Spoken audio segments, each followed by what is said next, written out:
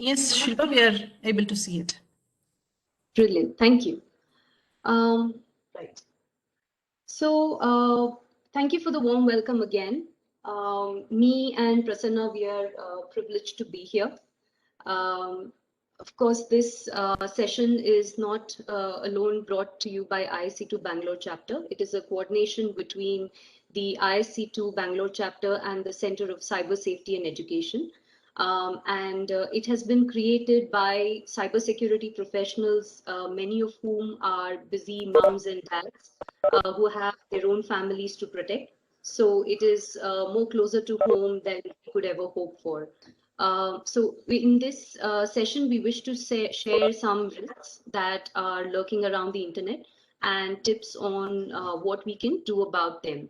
We will look at some real life issues, some real screenshots that we may present, and also our intent again is not to scare you away from the internet, but rather to guide you on how you can safely enjoy it, right?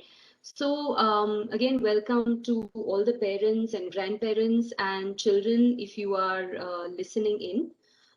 We will start with understanding the cybersecurity world, okay? So now the difference between us and our kids is that most of us are digital immigrants.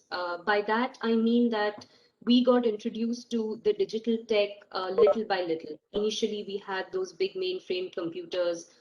We had desktops, then we shifted to laptops, and then the smartphones came in. So we had our own time to explore each of it and also understand what are the security issues with it. But it is not the same for our children, okay? Our children are considered as digital natives who are born into this interconnected physical and digital world. The internet definitely allows access to vast amount of resources. There is no denying that. So it is very easy to understand why the kids are more attracted to their internet time. And of course, with this pandemic, there is no denying that the increase of children spending time on the internet has definitely become twofold.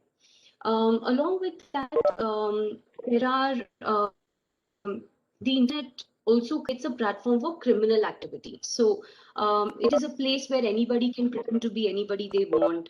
And with all these different news that is coming in about data breaches, about scamming, and people taking charge of your personal data, your health history, even your banking data, definitely our parents, us sometimes, we find the cyber world very, very overwhelming.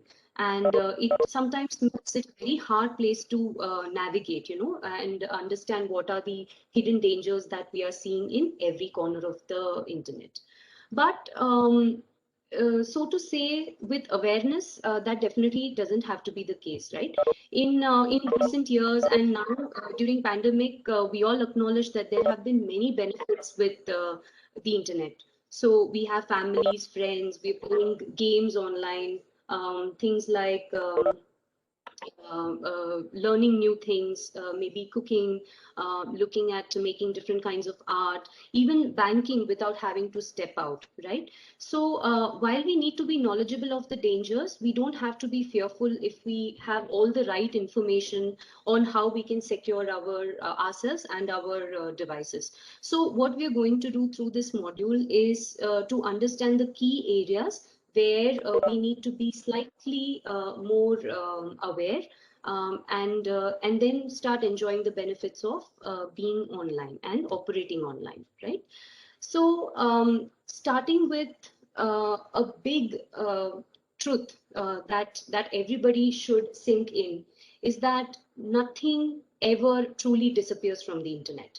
Okay, your children, we, our elders, our parents, they may delete a post or take down a picture, or you may have posted a rude comment and that you may have deleted it off, but that doesn't mean that it is not being stored anywhere else, or that someone has not taken a screenshot because before it was taken down. Okay, so definitely whenever we are thinking that a comment has been deleted online, it only means that just the pointer to that video has been taken out, but that video or that chat comment or anything that you've uploaded that you may regret later has already been saved somewhere deep into the service provider server.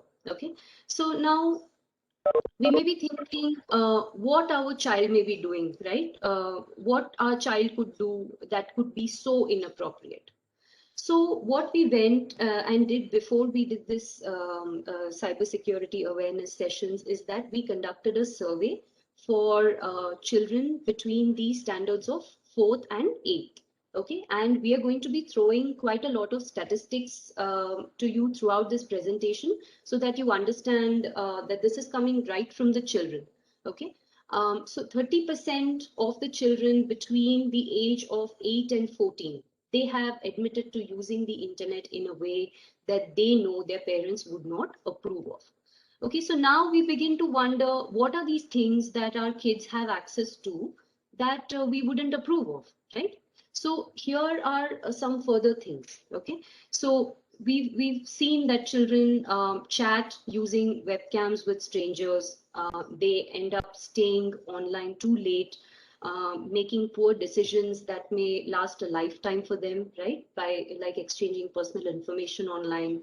Maybe even sometimes go to the extent of borrowing credit cards to make certain purchases online in forms of plugins for the apps or brownie points for the apps to just reach another level in the game, maybe, right?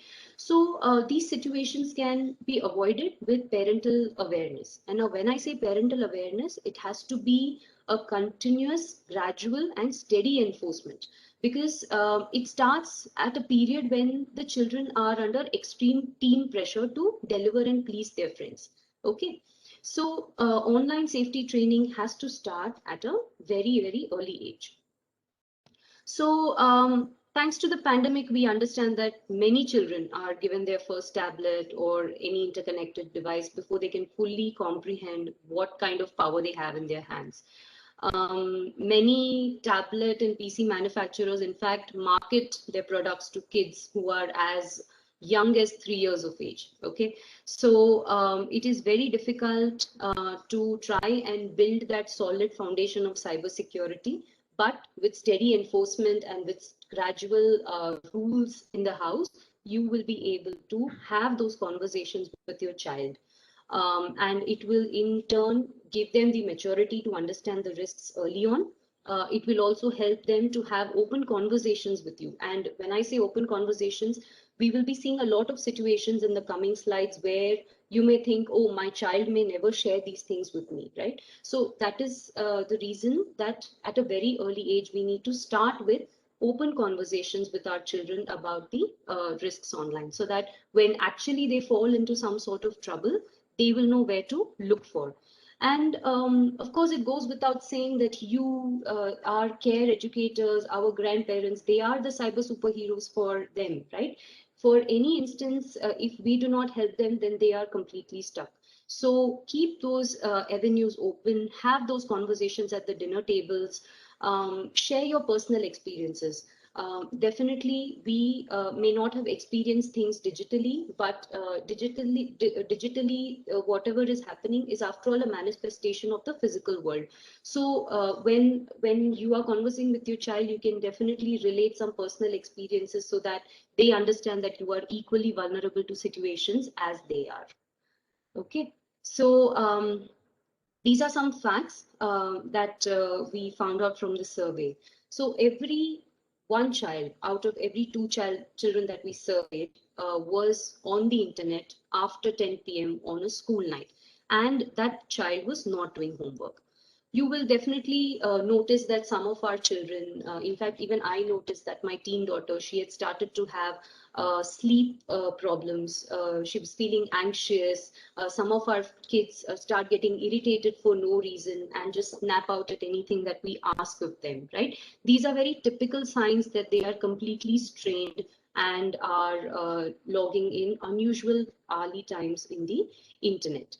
10% of these children, they have admitted that they have been late to online schools just because they were late online in the on the internet and surfing the internet. Okay, so now where do you begin? What do you do when you come to this situation, or how do you slowly try and remove your child from these habits, or how do you inculcate these habits from a very early time? I will now invite Prasanna to start with the first core habit that we can do, and that is to begin with the access part of the devices. Prasanna, over to you.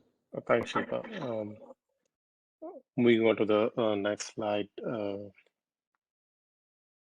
So we know that according to a survey, right, around 37% of children have accidentally gone to the websites that was meant for adults only. When we say accidentally, it means they have clicked some of the advertisements out of curiosity, which has led them to another site or screen which was not intended for them. With the way current websites are, it is sometimes very difficult to distinguish between the actual website content as well as the act. But what was surprising was around 20% of the kids are actually searching for those sites on purpose, and over half will follow through the visits. I think as parents, this is something that we would be worried about. So how do we begin? What measures can we have? So we can set up simple access controls. We begin with what we call as situational awareness and design principles.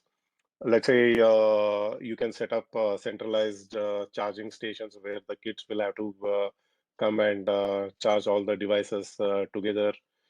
And you can also place their laptops or devices in such a way that screen is actually facing the door, so that you can see what they are doing. And you can set up some ground rules, which we will talk about in the subsequent slides. Many of these devices can be set up so that with non-administrative accounts, which will kind of prevent the kids from downloading or installing any apps without parental consent. We recommend that the parents and the guardians set up these devices prior to you handing it over to your child. And nowadays, many routers give parental controls where you can set up simple MAC-based or the physical address-based access controls.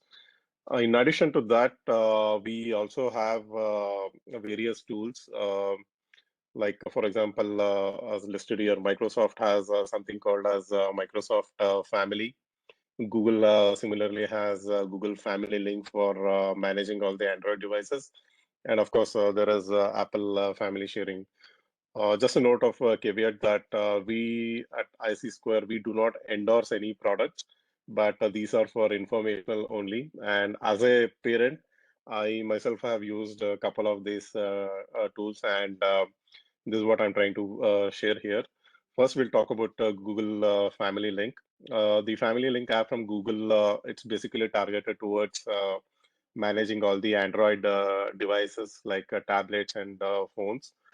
It is actually targeted for kids that are under 13. And again, it depends on age based on the different countries. As I said, only Android devices can be controlled.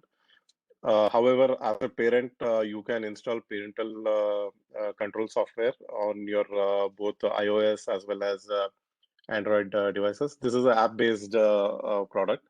So what you can do with this tool is you can supervise the devices, any mobile that you give to kids, right? You will need to enroll it into a family. And through that, you can approve or block the apps.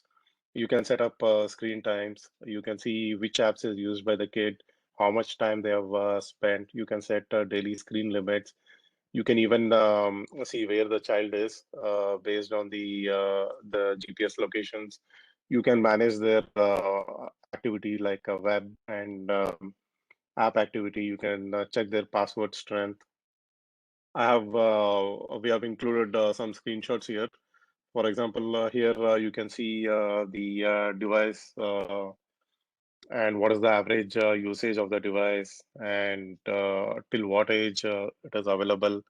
what are the apps that are being used and for how much time it is used.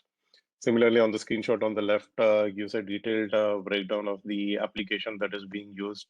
The one on the middle right, this is where you can set up daily limits. You can set whether it is half an hour, 1 hour, or more than that. You can even set up the bedtimes. For example, here it is, the devices get locked from 9:30 till 7 in the morning. There are various ways you can control the devices. That was on the Android platform. Similarly, Microsoft Family is a portal from Microsoft that lets parents set certain digital ground rules. This is applicable and available for Windows 10 laptops, gaming devices like Xbox, and also some of the Android devices. Like in Google Family Link, here also you can set up supervise the devices. You can approve and block. You can set content filtering. You can set up screen time, their daily screen limits, how much time was spent on which app. Through location, you can see where the child is. You can even control the spending. Let's say you can give some credits to the kids so that they can buy something. So some screenshots here that explains the devices that are connected. As I said, you can add money to the accounts. You can set up content filtering. You can set up, you can even whitelist or even set up a blacklist that will prevent certain sites from being accessed. These are some of the ways how you can set up or manage access controls for your kids. For example, here it is the screen time, and you will also get some insights like how much time they spent week versus week.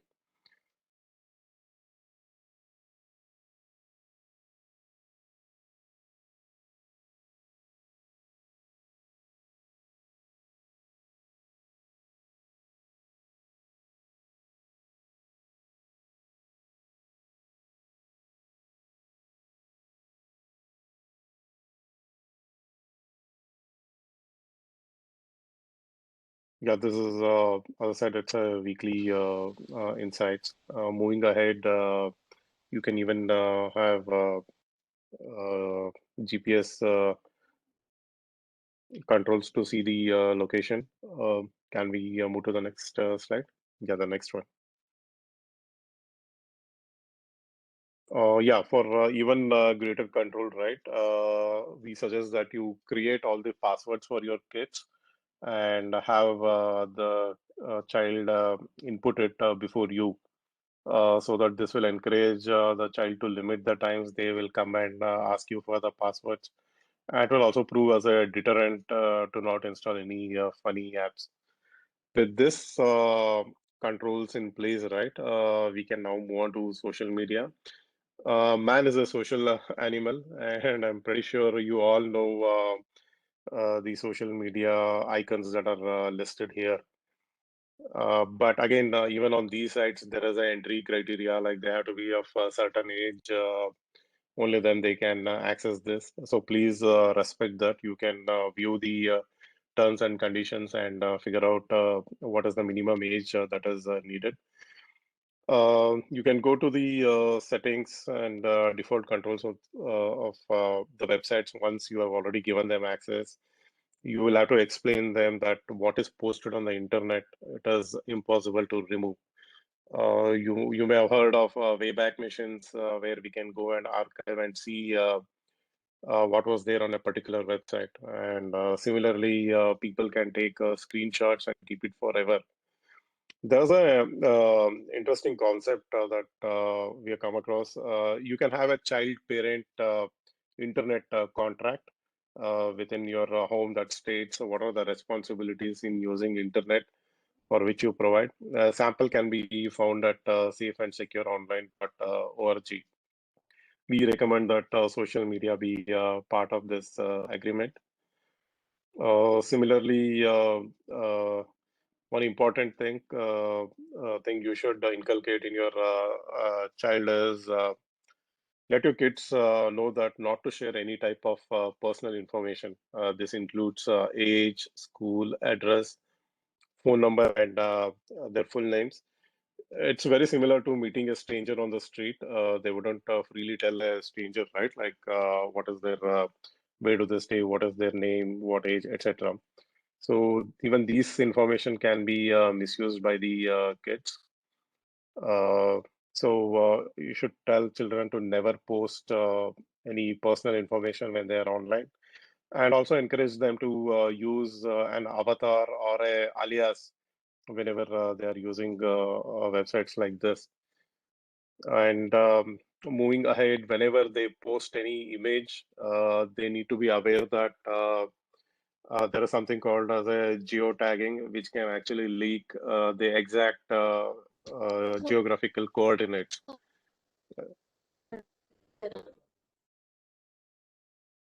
I'm sorry.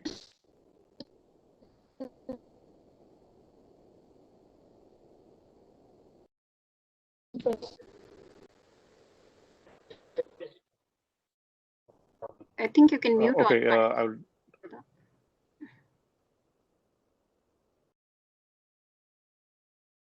Okay, continuing, as I said, you can go to the device settings and disable geotagging. If you're aware, any photo, right, there is something called as a EXIF information where the GPS coordinates are actually embedded along with the image whenever you post it on the website like Facebook, Twitter, etc. If this geotagging is enabled, I can go and check the exact location on the map where this picture was taken. And we have read a few horror stories where this information was used by criminals. So we recommend that this feature be turned off. And you need to carefully decide which pictures you want to geotag or where you want to post. I think with that, we would like to take a pause and open the floor for questions before we move to another important topic.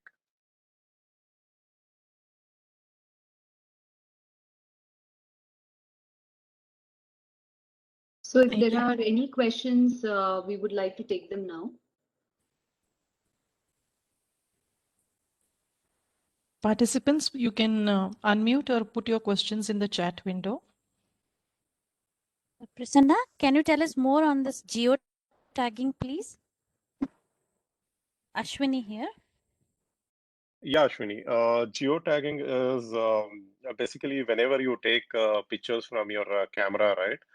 There is a feature that will copy the exact geographical locations or GPS coordinates where this picture was taken. Let's say if I go to a beach in Goa, let's say some beach like Kalangut, and take a picture with the geotagging enabled, it will also give along with if I post this picture on Facebook, it's easy that it's a beach, but what it will do is it will drop the exact geographical coordinates. Some tools are smart enough; they will automatically tell that this is Kalangut Beach, whereas in some application it is not so. But what I, as a cyber criminal, can do is download this information, search for the image properties, and there will be additional details. We call it as EXIF information, where the exact GPS coordinates will be there. Using that coordinates, I can find out where this image was taken and find out where this particular person is there. So how get to know how to disable this? So you will have to go to your device settings in pictures in the camera app. In the camera, you can go to the settings there and disable it there. Again, it varies from device to device. Let's say in Android, it will be in your camera app, and similarly in iOS, also it will be in settings. Sir, suppose I disable the location button on my Android phone. Will it help? Yep. Yeah, definitely. Yeah, so it does not matter whether you are using an Android or a Apple phone. As long as you go and explicitly disable the geotagging, right, it will not capture the GPS coordinates where the picture was taken. So most apps like Swiggy and Amazon and others would require the geotagging to be on for delivery purposes. So what should be done in such cases? No, that is slightly different because they want to know your location for a delivery. Again, you can manually enter the address or you can straight away disable. But I think if you disable it, it will be difficult for them to determine your exact location so that the delivery, right, that may get delayed or hampered. Yeah. So in case the location is still on while taking a pic, does it really get tagged to the picture? Yes, if you have geotagging enabled for your in your camera app, it will capture the GPS coordinates. Thank you, sir. There's another question from Rishi Ranjan Ganteyat. What do you think about data breach? It's a very hot topic in India nowadays.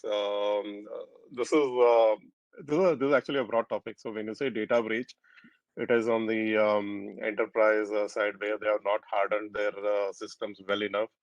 It can be their web application, it can be their backend or their databases, and it can be backups which they have not secured properly. Unfortunately, the bad part of that is through these data breaches, there can be leak of personal information. For example, my personally identifiable information like my name, my address, my age, my date of birth, and even financial data like my credit card numbers may get leaked.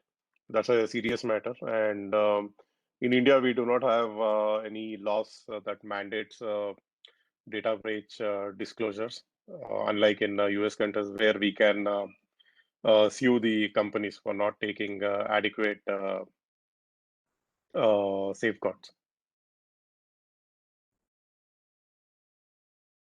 So there are some protocols, security protocols like TLS and SSH and all those things. Is it also there for handset? I mean, cell phones? Um, can you uh, explain in detail? Like usually, it depends on the applications. Let's say if I'm using a fairly a good application, right? That would be there. But let's say if I'm downloading it from any third party, any pirated software, the chances are it may not have all the requisite details. So, for example, when we develop applications, right? If we are doing any payments application, it is mandatory for us to certify our applications to a standard called as PCI DSS, which says all the traffic has to be encrypted, to store it.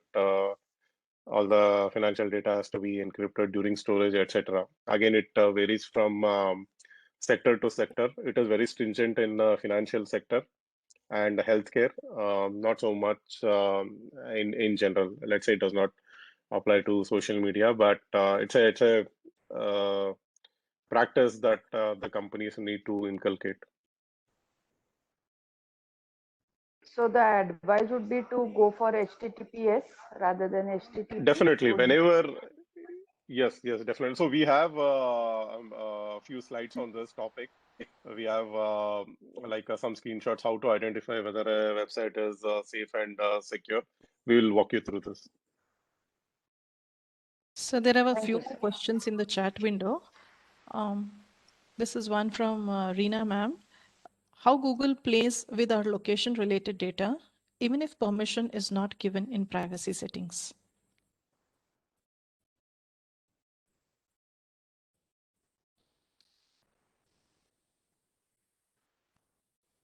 Uh, that's a very nice question. Uh, so different apps have different privacy settings.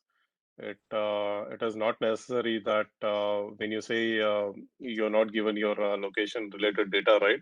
It may be very specific to a single application, whereas the other applications may require data. For example, if I'm using Uber, data, the location is a must. So Google. Sorry, Prasanna, go ahead. I wanted to add something at the end. Go ahead. Yeah, again, it varies from application to application. Somewhere it is mandatory that location be shared, but the onus is also on the companies to use it responsibly and not share it with any other third parties. Shilpa, you can add to this. Yeah, just Hello. picking up on that. Yes, am I audible? Can I ask one question? Yes. Go ahead. I'm Dina here. Actually, I asked this question because am I audible? Yes, you are, ma'am. Yeah, actually, I asked this question because I am working in defense, and generally we don't use smartphone. So one day when I was going through my Google app and I was showing all location history wherever I would have used for Ola or somewhere this thing. Although I have made settings not as a privacy settings I changed, but it shows some of the data it will store in background, even if you have said no for their own, customization or maybe for their own AI based tool. That's the reason I asked for this question. So are you saying that when you are using certain applications, they are storing your data? Is that your concern? Oh, when I'm using that map and all for some reason, Google Map, Yeah. for whatever be the reason, maybe for Ola cabs or something, or location this is on. So that time it was stored. And even if after that, when we say in the privacy app, there was a settings, even then there was a button which says that some of the things they will keep continuing. It cannot be changed. They will be having the backup of those history of location Correct. things. So one advice there is to very carefully go through the privacy policy of each app. Now, see, bear in mind that these privacy policies are all drafted by legal advocates and it will run into thousands of pages. So we will not have the time to sit and look at what is being stored, what is being shared with their third parties in the background, what is being stored as cache and cookies for them to retrieve again. So again, I remember as part of some of the work that we did earlier that they were also trying to put a stop to these long verbose privacy policies that we do not have the time to read to. But if you have given permission on one of them, say for a legitimate use, it is very much possible that because of the app aggregators and the third-party agreements that those apps may have with other ones in the background, those will get shared. But again, with the privacy bill that is developing in India and with this lot of awareness that has come through, right? Even with WhatsApp going and sharing all our information to Facebook just because it's a vendor partner. There is a lot of awareness. So people like big giants like Google, they're coming up with this concept of something called as death of the cookies. Which means that they will make an agreement to not share all this information with their third-party aggregators. Now, again, we have to see how this happens in the future. But as of today, if it is being stored, we have been giving them permission in some phase of the other. Either we have given one app which is going and sharing it at the back end with some other app, or we have given it permission without understanding what that permission is. I hope I've answered your question, ma'am. Yeah. Thank you. And I would like you to please touch upon on Alexa things which even small child is using, but there are many cases of having the targeted targeted ads based on conversation between family members. So at the end, please put a light on that also.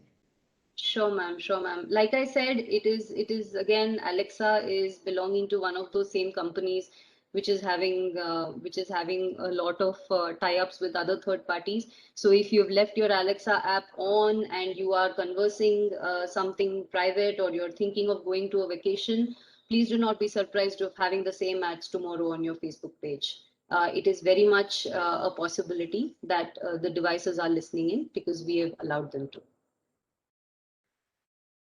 Are there any further questions, or can we continue?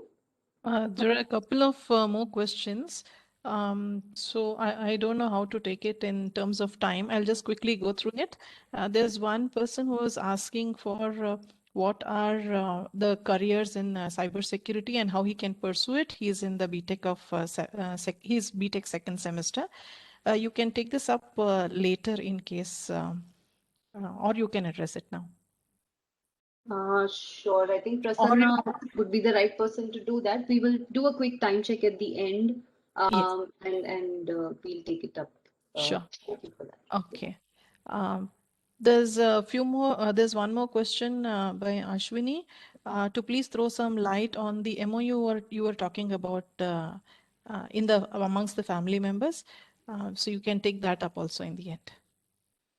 And yeah, sure. I think that link is safeandsecureonline.org. I tried to paste it in the chat window, Q&A. please. Did not go. Yeah, chat window. Yeah. Yeah, you can do that. And also, is our storing of cookies safe? This is another question. We do not have much control over this. Probably what you can do is after every session, right? You can clear your history. That will at least delete some of the cookies. But the nature of the internet is such that without these cookies, all the functionality of a website may not be available. And the reason why we are getting so much pop-ups is because of GDPR made it mandatory to give control to the users, where they can decide whether they want to accept all the cookies or the minimal cookies that is needed for that particular website. So whenever you see any pop-up, right, you can open that pop-up and decide how you want to allow the cookies, whether you want to allow all the cookies, including third-party cookies, or you just want to allow minimally needed cookies. Thank you, sir, for answering. There are a few more questions in the chat window. Probably one of you can reply to those, and you can. Sure. I think if we can start with the fireside chat Yes. also, Prasanna, Yep. once I start with the next topics, right? So, okay. So thank you, parents, and thank you, grandparents, for that overwhelming questions. It just feels that you are as concerned about your children and your family safety as much as we are. So that's very motivating for us. The next topic that we are going to touch upon is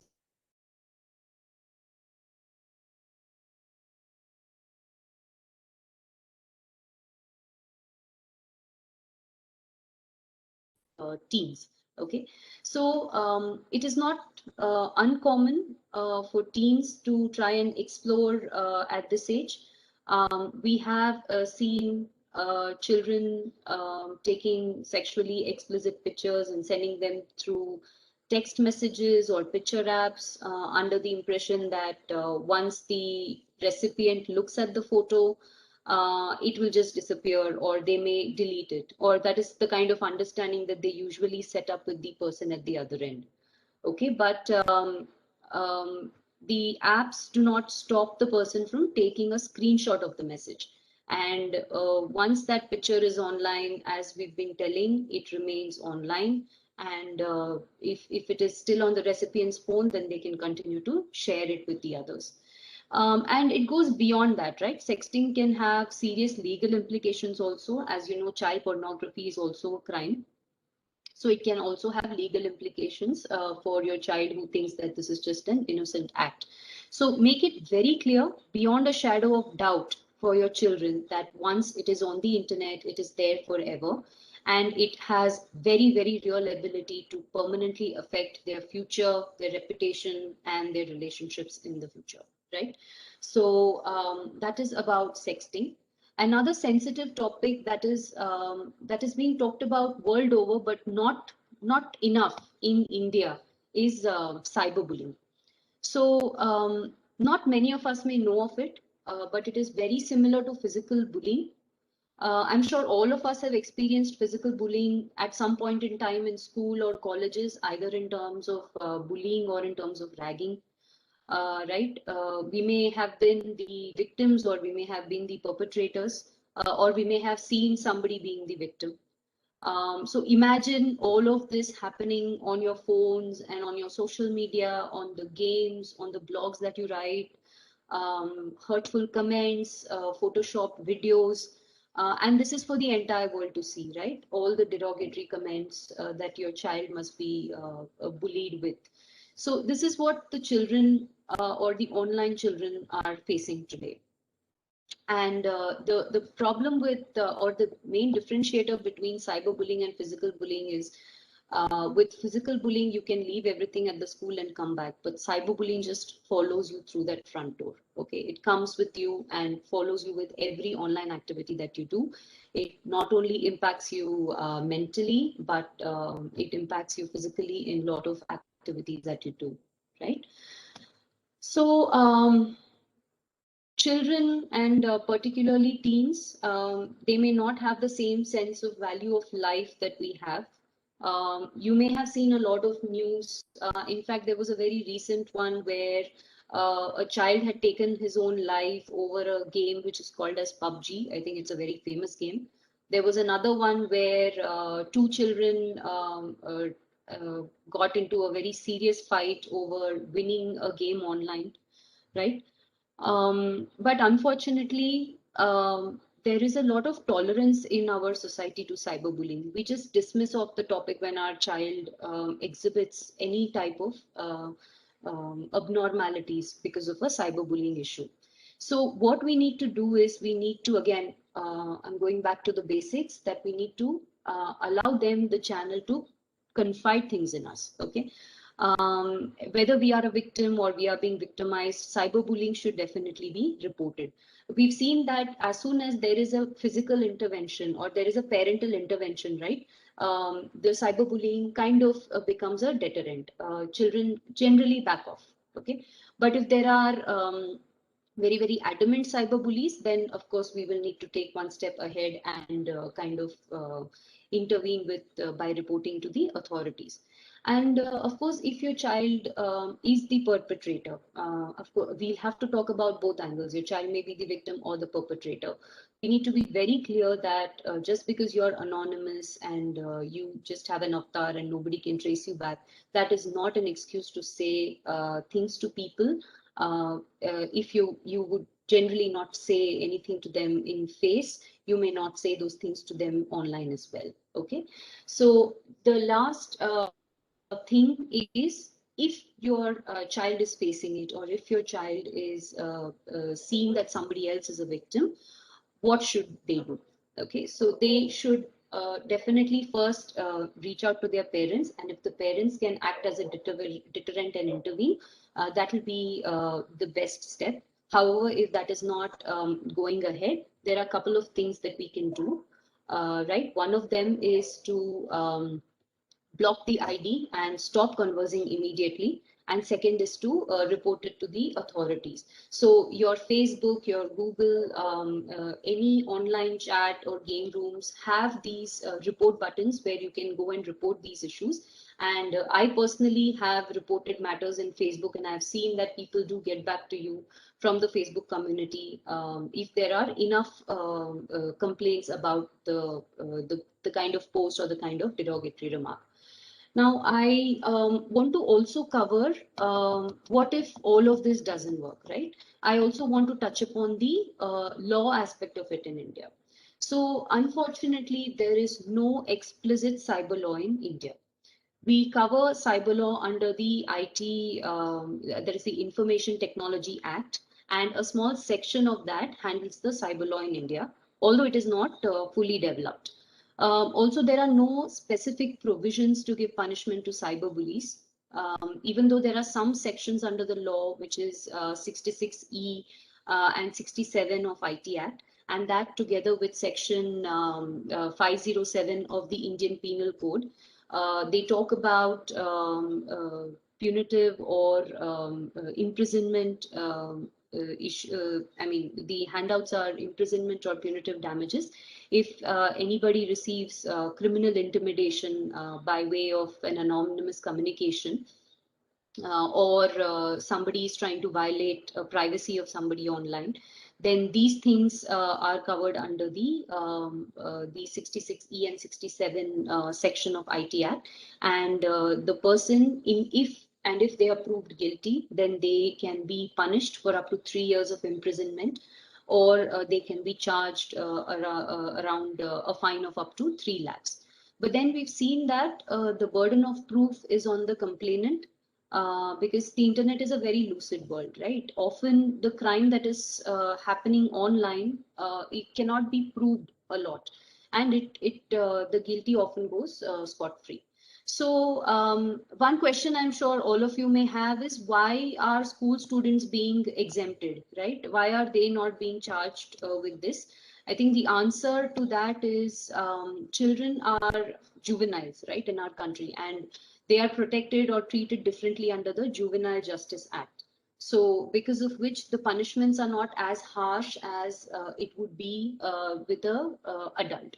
But if you do want to go that direction, and if you're seeing that it is not something that is in your control, a cyberbullying case, then you can always report it to cybercrime.gov.in.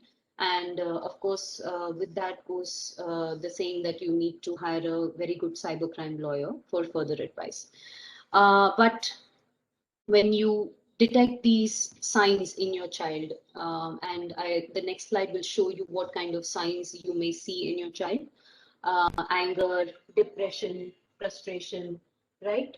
He may start completely avoiding social media, not coming online much, may not want to go to school and participate in activities generally that he or she is excited about, and a lot of abnormal withdrawn symptoms. You may not interact with the family in the way that they are usually doing.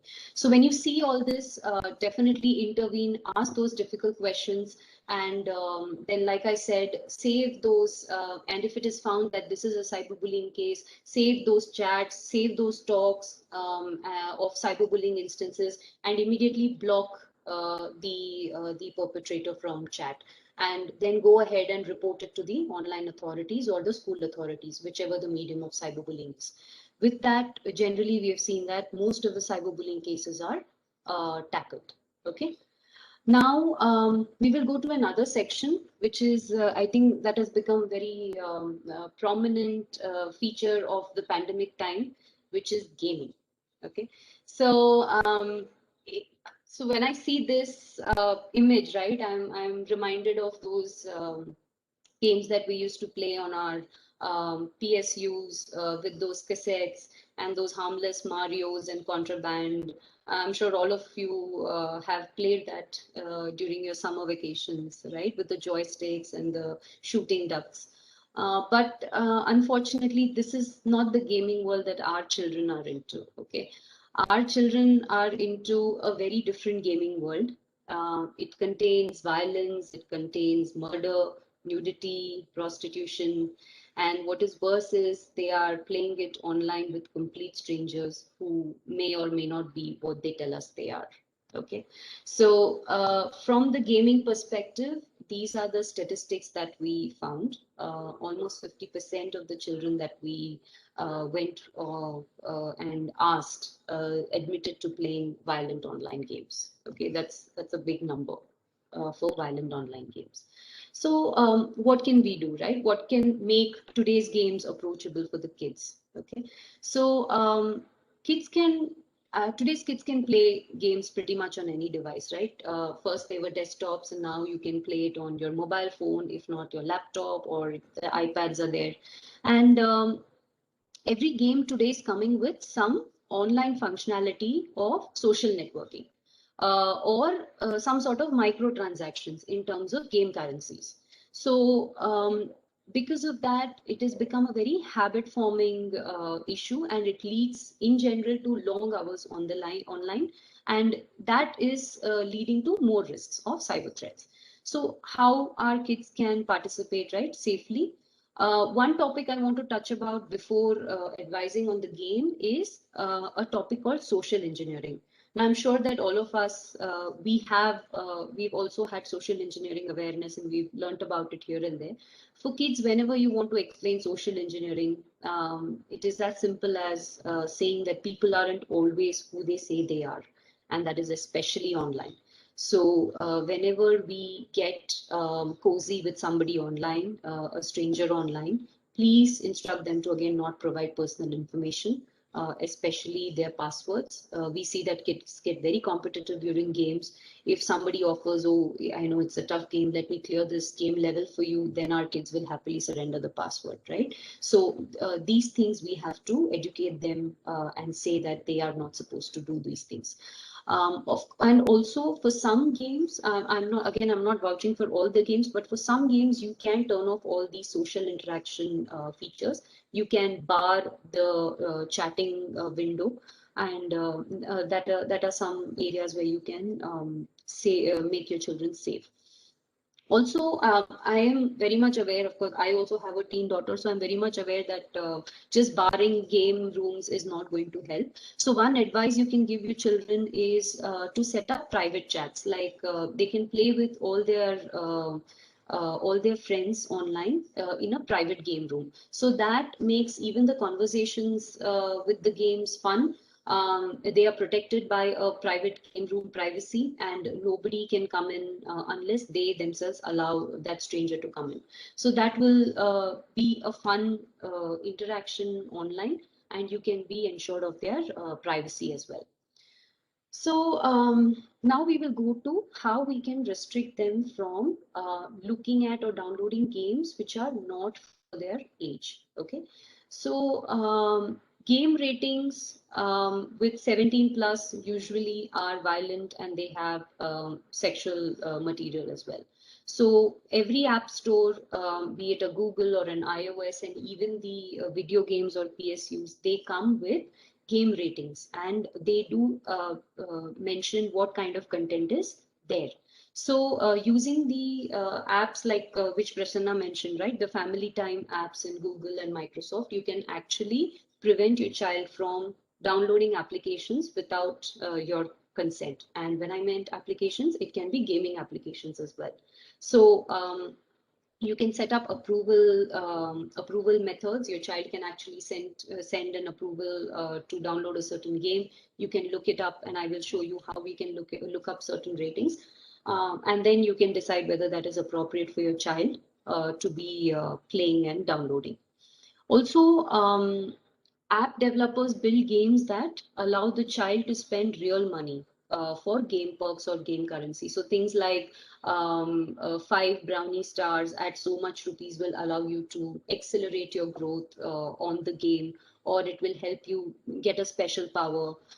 So freebies like that, right, with a small amount of money. So if you have your credit card information somewhere auto-saved, and like one of the ma'ams asked, if it is on a Google form, it is very easy for a child to key in those things and rack up a huge credit card charge. And nowadays with children remembering, and I think most of our children have become so smart, they have tried and by hearted our online access patterns and passwords. So what is to say that they do not remember a small 3VV CVV number, which is just 3 digits, right? So it is that easy. So these kind of things where you can send it for an approval and restrict or input a password every time that your child needs to download something. These will help you to have more restraint. Okay. So this is one such example of an online game where you can actually see what is the age rating, and here it is mentioned that it is 16 plus, and it is for strong violence. That is the effect of the 16 rating game. So you can actually find out and decide whether you want your child to go ahead with that. Now coming to, so that was about online games. So for online games, it is very easy. Go to the App Store, find out the age rating, and then you can decide whether you want your child to use them. Now the next bit is about your PlayStations and your gaming video games. Okay, so there are one or two these regulatory bodies which again help with the parental rating. It is very similar to our Central Board of Film Certification, right? Where you have your adult and universal or parental guide 13, those kind of ratings you have for films, film viewing. So very similar to that, in US, Canada and Mexico, the games that are originating from there, you have something called as the ESRB rating, which is the Entertainment Software Rating Board.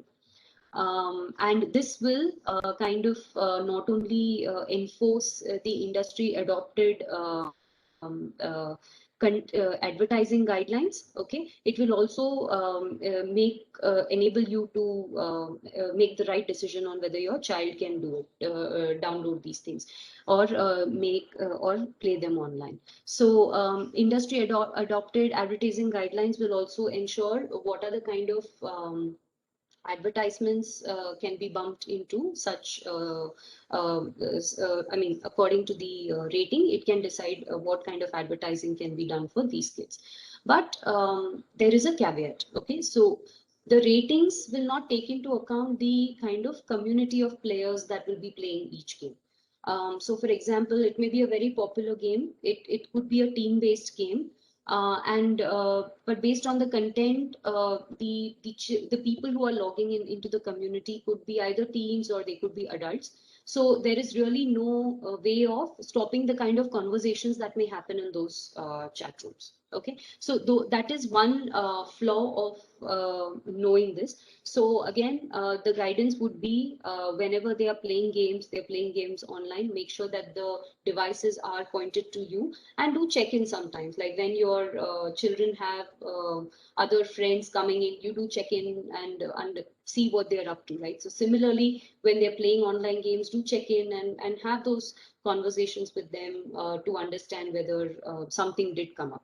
So the ESRB is for Mexico and Canadian related games, and PEGI is for Pan-European game information. So you can actually go to these sites and find out what the actual ratings are for the games, right? Okay, now we go to another heavy topic, and again, this is I think this has become one of the favorites for the kids, which is chat rooms. So apart from gaming chat rooms, there are specific sites which are called chat rooms, and they are not a great place for children to visit. It can definitely be a breeding ground for offensive language and predators. Okay. They are not only available in your gaming sites, but they are generally available as chat rooms themselves. Okay, I remember myself when I was not a teen, but late preteen, not even preteen, maybe 18 or 19, when there was a big rush of chat rooms, and that is the recent time when an app called Orkut had been introduced. So chatting was a big deal at that time, but we did not have webcams or cameras on our laptops at our disposal. Okay, and of course, it used to be a less scarier world. But today's chat rooms, they have webcam features, and they thrive on the fact that you can remain anonymous. Okay, and you can share whatever you want to with the person on the other side. So we can understand, right, why it is so attractive to the children. They can talk to anyone they want in the world about their interests, their hobbies, their problems, something that they cannot talk to people they interact with in the physical world. Right, so it is a big attraction for the children nowadays. It serves as a relieving outlet. But yeah, again, as Prasanna mentioned, you have to treat chat rooms similar to strangers walking on the road. The same way that you wouldn't share information with a stranger walking on the road, you shouldn't be sharing any personal information. Now, this is what bothers me, right? These are some statistics that we found about chat rooms. So now 21% of children visited chat rooms where they were able to talk to strangers. They mustered the courage to talk to strangers. 25% of those children gave a stranger their phone number. Okay. And it is not that unbelievable because especially where social engineering plays a role and there are predators online, they are such smooth talkers, our child won't even know what got them, right? So willingly sharing phone number is something that we have seen that happens. And 1 out of every 5 actually spoke to a stranger after exchanging the phone number. And 1 out of every 10 that we had the survey with actually met a stranger in person. So you can imagine how scary that is. The person could have actually been a teen who is just looking to have friends online, or he could have been a predator who is just looking to have some fun with our child, right? So what should we do? How do we help our children, arm themselves when they're getting into such situation? One is remain anonymous. Like Prasanna also mentioned, create an avatar. Do not disclose anything either from your name or from any sort of conversations that you want to have with a stranger. It can be, you can discuss maybe games, you can discuss news, you can discuss the weather, but as soon as it starts going personal, the child should be taught to back off. And definitely no to very sensitive topics like sex or drugs, no matter how impersonal that is. It may also be a chance for the predator to know you better or to know your preferences better. So definitely, as soon as the topics turn slightly sensitive, educate your child to definitely sign out. And the biggest of all, never ever follow the stranger's instructions, especially when it may be the stranger may not ask for a child's photo or a child's location immediately on the first to two chat, but they may try and build that level of comfort with the person in a way that after 30 or 40 chats, the child may actually start thinking that, oh, this is a very close friend, or this is somebody who is my age group, or this is like my buddy who is online, right? So at that point, they may fall into the trap of actually sharing sensitive information. So ensure that the child understands that they are still strangers, they are still online. Unless they know the person physically, they've met the person physically through family contacts or in the building or in the school, please ensure that they do not send photos or any sort of content that is downloadable. Okay. Now we come to a topic that we also in our organizations tutor a lot and increase cyber awareness on, which is about password safety. Okay, so I'm sure you know all of this, but we will just summarize this and share why these rules are there. Okay, so one is never have passwords which are easy words to guess. Never have your birthday or your anniversary or your dog's name as a password. Make it a passphrase. Like I like the rain, or I'm tired of mangoes. Make them phrase so that you can remember it, but at the same time, it is very tough for any software to crack it. And nowadays, most of the applications have a minimum password length, and they themselves will tell you whether a password is a strong one or a weak one. So depending upon that, you should try and tweak your passwords.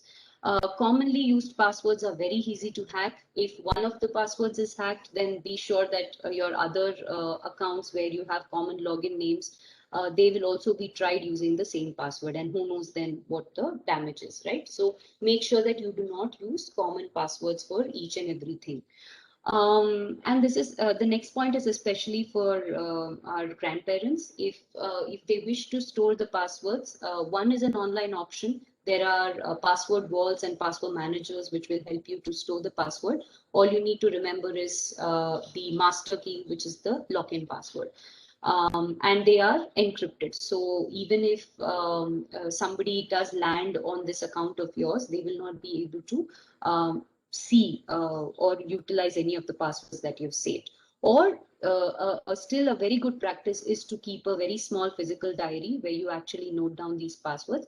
And now that you have them, you can also ensure that you are not repeating passwords on multiple sites. Always ensure that whichever device you go in is configured with a password. Do not leave default passwords like password123 or administrator, which is very easy for people to crack. And as I mentioned, definitely use a password safe or an online or a physical diary, which will help you to remember the passwords. Now, this is something that a lot of people fall prey to, and which is open Wi-Fi, free Wi-Fi. So please understand there is nothing called as freebies in this world, right? When you are looking at open Wi-Fi and free Wi-Fi, some may be good, some may be ridden with man-in-the-middle attacks. Some may actually pick up information between you and the server that you're dealing with and crack all the information that is going on between the two.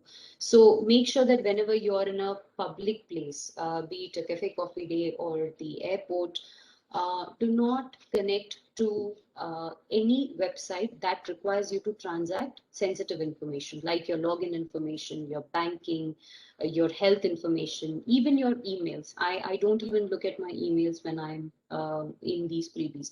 Maybe you can search for some data if you wish to, if only you want to use the search capabilities. But even that, I would not advise you to do. So make sure that you're cautious with open and free Wi-Fis. And this is just to tell you because open Wi-Fis are not encrypted. They will not provide you an encrypted channel between you and the server. Okay. Next is for online shopping and banking. Whenever you are going on a website, first is, I think somebody had asked this question, make sure that you are on an HTTPS instead of an HTTP. So the S there is to basically provide security to whatever data is ongoing between you, which is the client, and the server, which is in this case maybe HDFC Bank. So whatever conversation is happening between the two of you will be encrypted. And because of that, if there are any man-in-the-middle attacks or somebody who is trying to sniff the data packets, they will only look at gibberish. They will not get the actual data. Okay, so make sure all your connections are HTTPS. There is a small lock there, right, just before the website URL. That is what shows that your connection is secure. Okay. Also, before you're going into the website, make sure that you see that the website looks fine to you, that the pictures are all there, there are no errors. Check the URL in the internet address bar. You see that it is not redirecting you to some other unintended website. Okay. Also, do not ever save the passwords on the browser.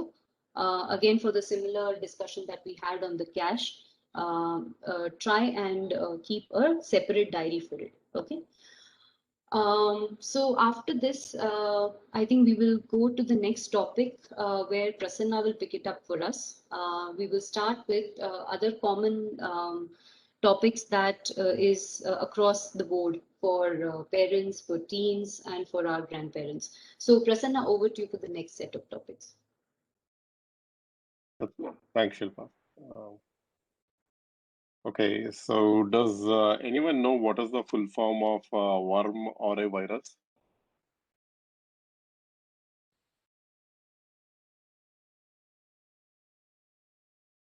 Okay, so basically, worm is write once, read many. They usually just replicate. If ever your system is infected, right, this is what they would do. They just replicate and consume system resources. Similarly, virus is an acronym for a term called as a vital information resource under siege. And we all know Trojan horse is from the Greek mythology, and phishing, yeah, we'll read about phishing. Antivirus, I'm sure you would have all heard about an antivirus, right? So you can access paid as well as free antiviruses, but the free ones may not have all the advanced features as the paid ones. but they're good enough as a good starting option. But having an antivirus is only as good as you allow it to be. You will all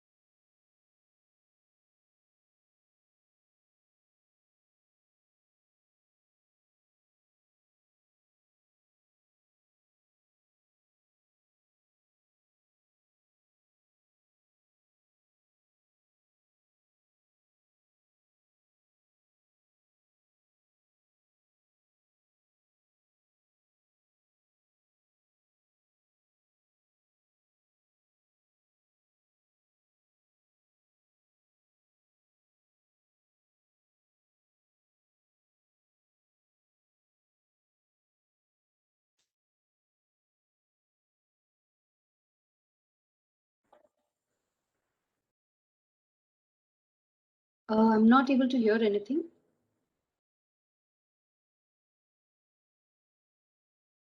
Yeah, I thought so too. Just hold on. Try and get him back.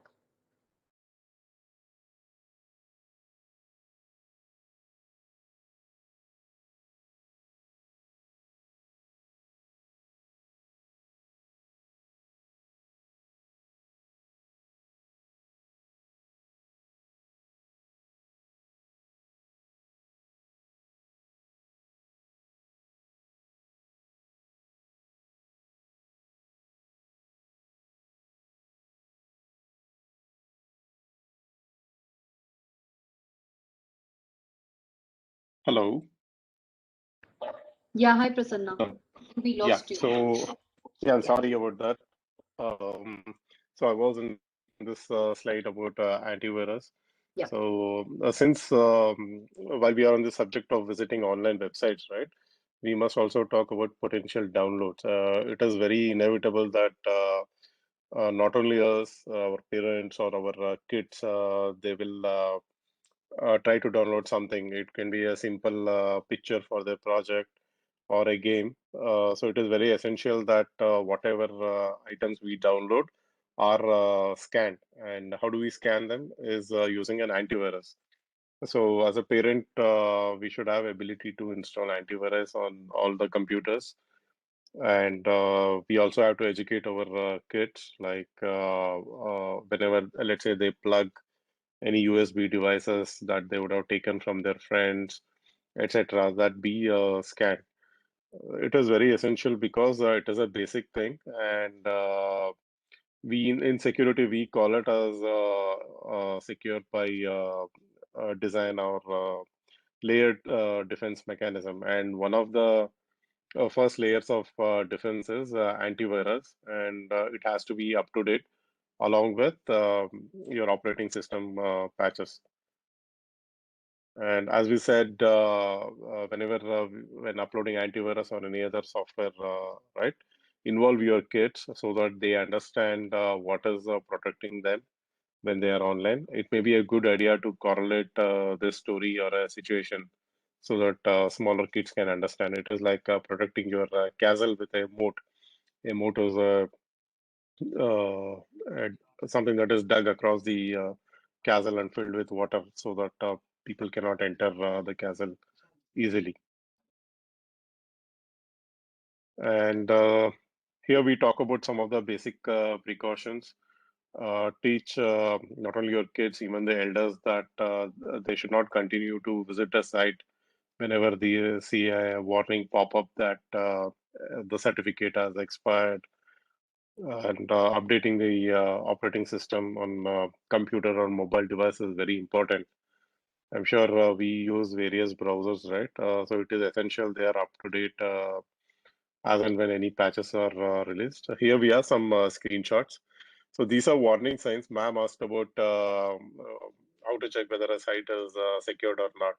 So whenever you are using a website that has its certificate expired, you can see the red not secure text on the left, and there is a big exclamation mark which explains what this warning is all about. In this case, it is the certificate has expired and the dates are invalid. What this can lead to is anybody can use this such expired certificates, and if you visit these sites, right, the security is not assured. Similarly, there's another screenshot of the same website. So here you can see that there is a warning that this particular website has been reported as unsafe. This is through Windows Defender browser protection. In case you see such warnings, right, please do not continue to visit this site. You should just close and move away from those particular websites.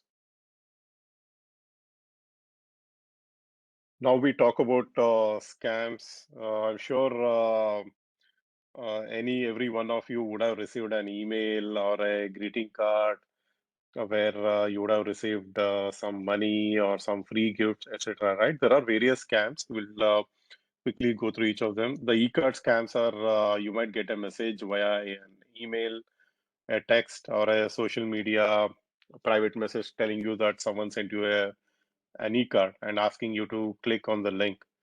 If the messages came from a scammer and you might click, you may find that there is no card. Instead, the link could install a malware on your computer. And once a malware is there on your device, right, scammers can do harm in variety of ways. They can steal your credentials. They can capture every key that you type on the keyboard. So do not click on any links that basically says that you have a greeting card, etc. And tax scams are something where you would receive an email that you have some tax refunds. What hackers will do is they'll ask you to enter your credentials that you would have used for income tax e-filing. They'll create a page that looks very similar to the income tax website. And by any chance, if you enter your credentials, right, they may steal it, and your money would be gone.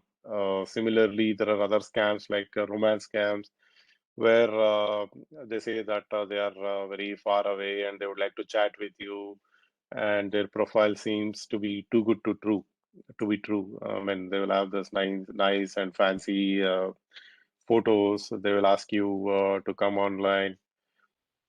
They may break promises to even see you, and at a later stage they will ask you for money and they'll tell you to transfer money in a very specific method.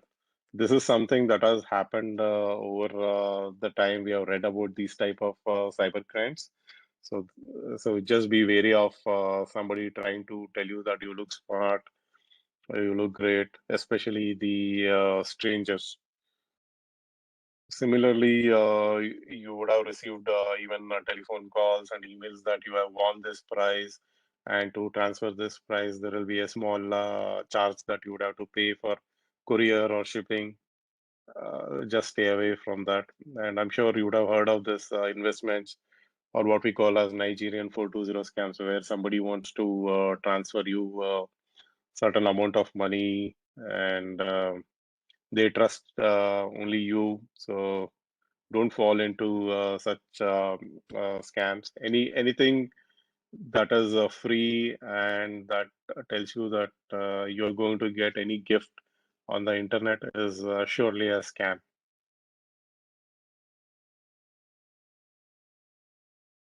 So moving ahead, yeah, as we said, right, if it is too good to be true, then it probably is a scams. They are no different than they were in earlier days. It's just that they have shifted their modus operandi to the online. And phishing emails where someone pretending to be someone else, right? It is very quite common. Like as I said, they'll create all these pages that says that your bank password has expired, your account number is expired, your PAN number needs an update, etc. Or they may even come in the guise of saying that your KYC is due. So please be wary of those type of emails. If you are in doubt, always ask somebody who is cyber savvy. Take help, and please do not just blindly trust anything that comes on the online. Especially when you receive any attachments, right? You should be very wary of it, and always get a confirmation from the sender. You can call them up, you can ask them over WhatsApp that if they indeed send the emails. Yeah, moving ahead, this is something we do even in our enterprises. Always back up your data. You can use a cloud based storage like Google Drive or Dropbox, or you can simply store them on an external hard drive. But we always recommend that you keep a copy of your important data backed up. And storage is cheap nowadays, so you can either do it online or you can do it offline. I usually prefer a mixture of both. So you can do it based on your preferences. We will do a quick recap of what we discussed in the last an hour or so. Start early. You keep talking to your kids. Respect the age ratings, as Shilpa pointed out. The apps and the games have entry barriers based on ages. Please respect it. If a game is violent, do not let your underage kids take part in it.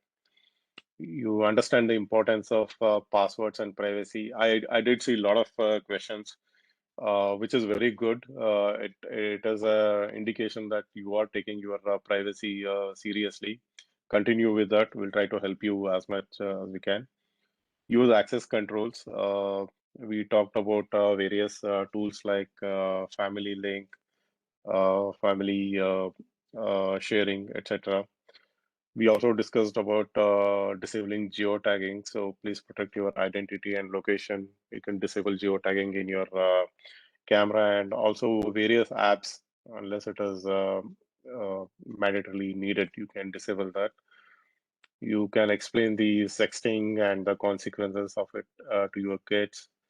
Shilpa walked you through the signs of cyberbullying, how to identify, what to do.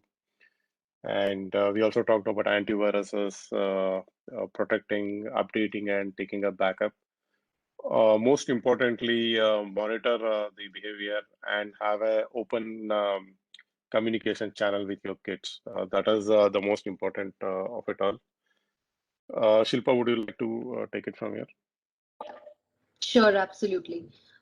So think before you click is also an industry-wide awareness slogan. We call it taking the bait. So this is on phishing that Prasanna mentioned. So before you click on any website, click on any attachment that seems tempting, please think twice whether this was actually intended to you. And like he mentioned, do call the sender if it is too good to be true, right? We covered antivirus and how we should keep the system patches and the antiviruses updated. Make sure you get a good one with the good ratings online. Keep your systems updated with the latest patches, not only your computers, but your applications, your OS, all of they should be updated with the latest security patches. Make sure that when you are on public ground, the Wi-Fi's, even though they are very tempting, they will definitely not be encrypted. So even if you are logging into a public Wi-Fi, do not transact anything that is very personal, where you have to exchange personal information or financial information. Everything that is in the emails or in the messages, if it is too good to be true, it probably is. Do not fall for those gimmicks. Okay. Downloading and streaming is very common among kids. We do go to different websites for downloading and streaming, but make sure that they are legitimate websites. Even if you have to pay to download from them, at least you'll be ensured that these service providers will have their sites updated with antivirus. So you may not fall prey to any malware that is lurking in the unprotected websites. I think the top two that clearly comes out is do not post sensitive information on social media. Remember and train your children that whatever you post online stays online forever. That should be your kind of a motto every day when you sit at dinner for conversations. Okay, and make sure that you are very, very mindful of the kind of emails and phone calls that come for frauds. So I think with this, we hand it over back to our presenters. Thank you so much for having us here. If there are any further questions, we will take them now.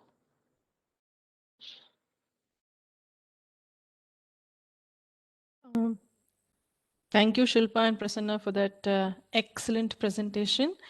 We do have a lot of questions, and yeah, can I request Chingappa sir if he's there, because he has a couple of questions in the Q&A session. Would you like to put them yourself, sir?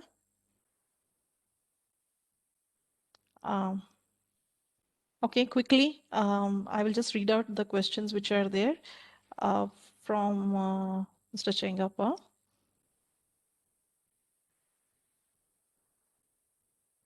What about the jurisdiction of cyber crimes and also the GDPR that you mentioned? This question is probably for Prasanna sir. Okay, so GDPR is General Data Protection regulations that were passed in Europe. It basically gives some controls to the end users, where if I, for example, if I want my data to be erased or forgotten, right, I can request the service provider to do so. And also it says that some data cannot be stored outside of European Union. Your question is specifically, how is it relevant to India? Is GDPR relevant to India? GDPR is not relevant to India, but Indian government is coming up with a data privacy bill, which is very similar to GDPR, and in a way it is derived heavily from GDPR. Yeah, thank you. Before going to the next question, I request all the participants to please fill the feedback form which has been shared in the chat window. The next question is, what does the law of the land say for offenses like cyberbullying?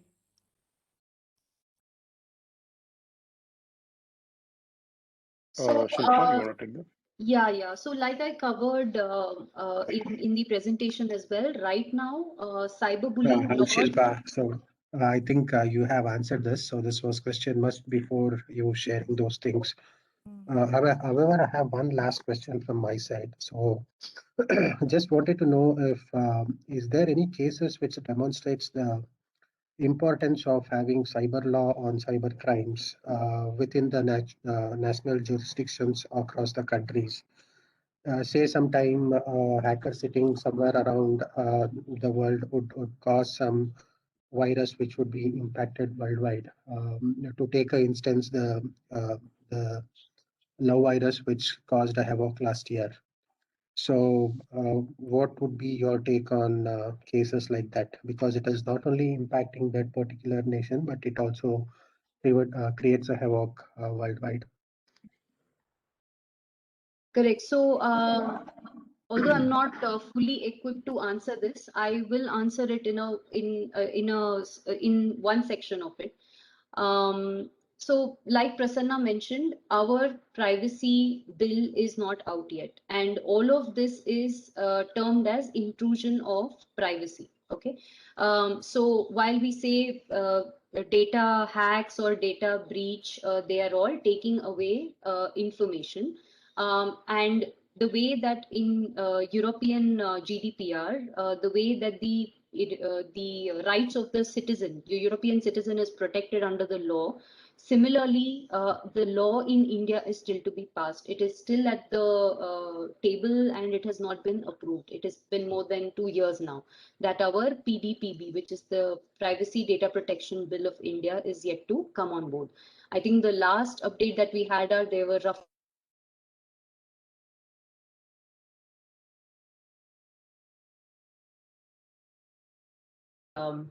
the data or the privacy data of an Indian man, which is a lot, right? Considering our population. So right now, the bare minimum that is covered is under our IT Act, which is of 2009, under the sections that I pointed out. But again, when we actually go to prove it, the onus of proving it is on us. So in these cases, the punishments or the verdict is usually not in the favor of the complainant, is what we have understood. I hope that answered it. So. Yeah, thank you, Shilpa. Appreciate it.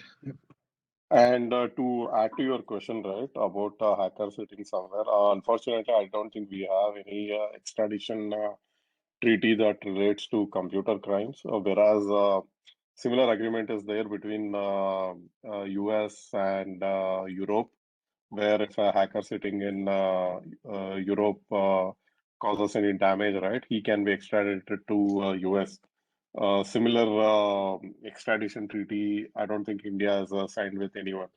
Unfortunately, there is nothing much we can do, but there are some discussions, some treaties that are work in progress. Hopefully, once all the countries are part of it, we can expect more action as well as conviction in that. Yeah, I agree, Prasanna. So I think high time the policymakers do give importance to such instances. Thank you. Thank you for answering those questions. There are a few more, though we have run out of time. I'll quickly take them if you permit. Whom to report the cyber crimes like phishing calls? That is one question. And the next, there's another question on where to learn ethical hacking. I'll take the first one on way to report cyber crimes. Usually, most of the police stations now have cybercrime division. You can basically report it to them. There are some portals. I think it's called Cyber Swachhata Kendra, where you can report it. And certain in India is one such nodal agency that usually handles any cybercrime and investigates it. But as far as I know, it is usually on the enterprise side. But what you can do in these conditions is you can actually report it on various social media channels like Twitter. There is a good presence of police. For example, Bangalore police has a Twitter account. Their cybercrime division has a Twitter account. You can submit them relevant details. That is one start you can make, unless it is too serious, right? Where you will be required to visit the jurisdictional police station and file a complaint.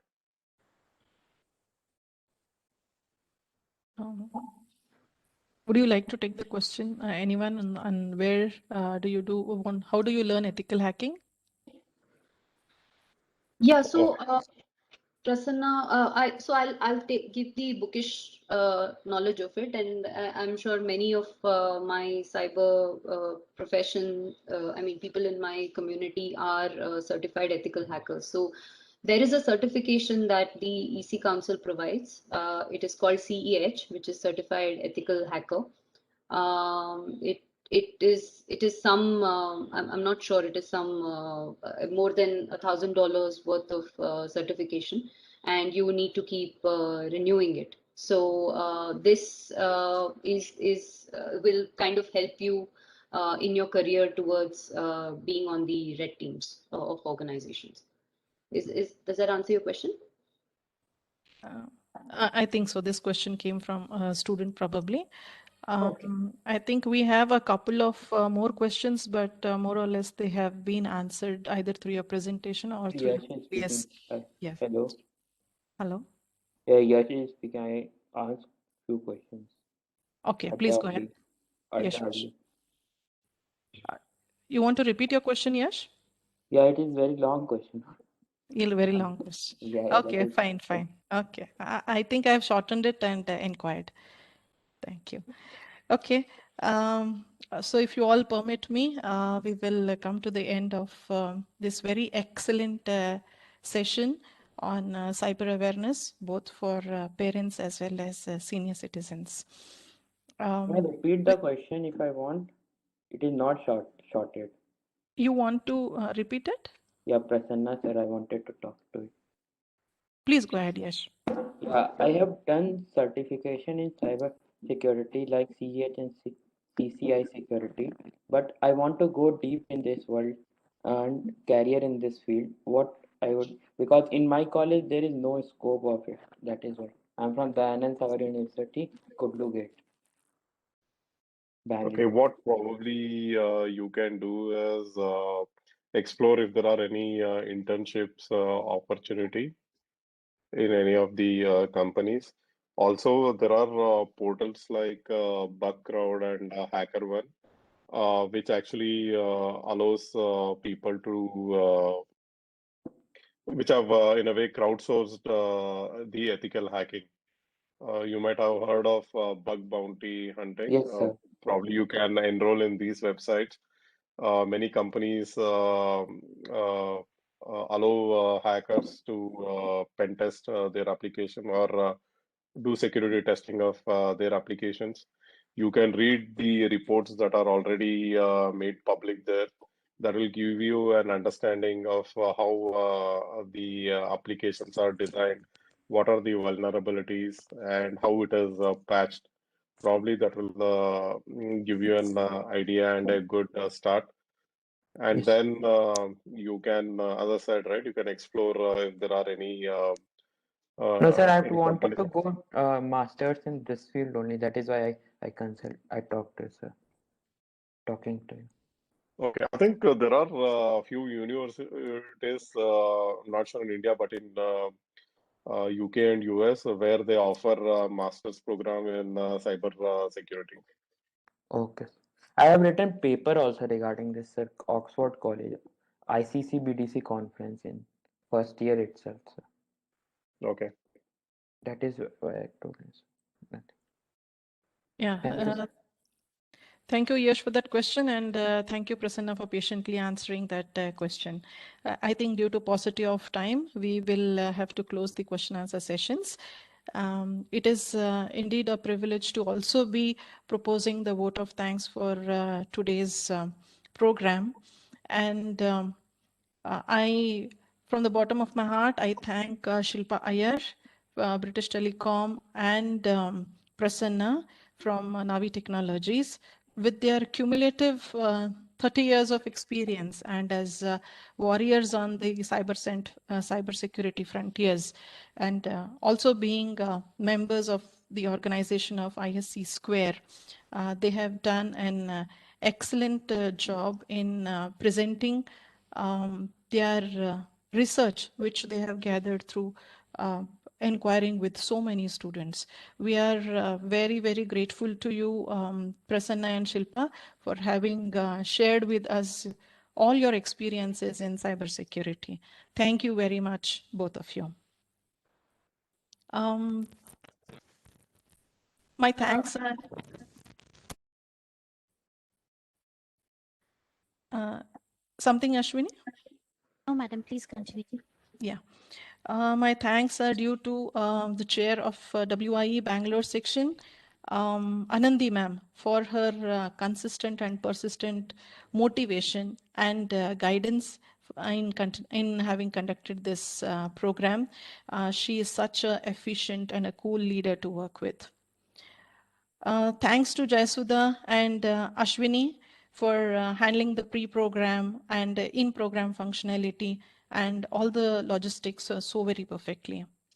Not to forget our epicenter of today's program. She is the one who has really been the center of all the activities that we have had today, and that is Supriya Kamthania. Huge applause for you, ma'am. Yes, please. Yeah, for having conceptualized and curated and executed today's program. Thank you so much, Supriya ma'am, for getting this together. Our thanks are due to all our advisors, fellow IEEE members, students, EXICOM members, branch counselors who have helped us in publicizing this event. And most of all, our important thanks is due to our audience for their exemplary participation, for all the questions that they have got for our guests to answer.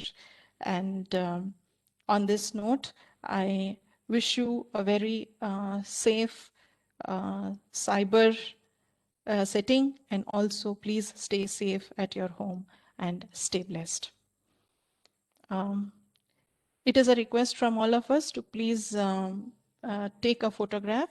So would you please put your videos on?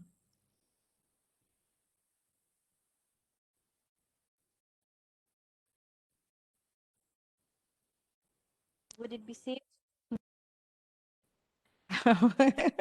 Good question at the end.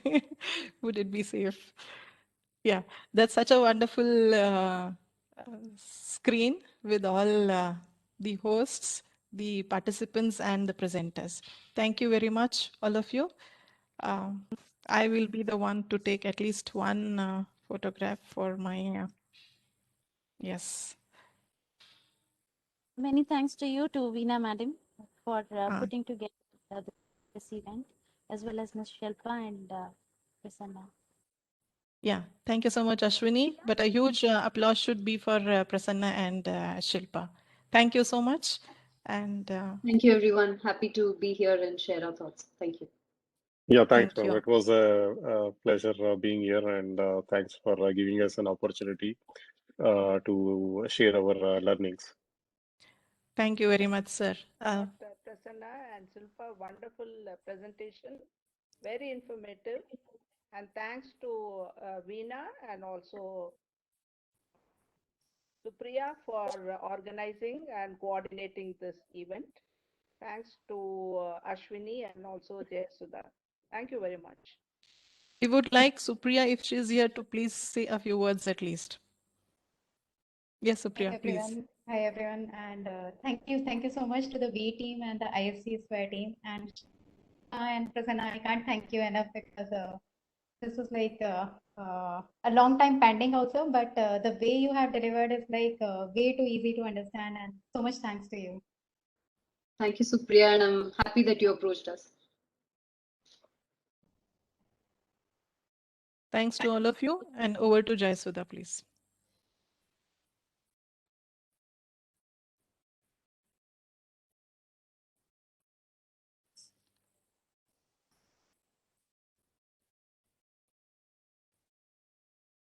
Good night, everybody. Jayasudha, Madam. Yes, ma'am. Yes. So thank you all the participants for joining the session. Thanks everyone. So good night. Good night. Stay safe. It's made time to fill out the feedback. Yeah, please fill out the feedback form which was shared in the chat window.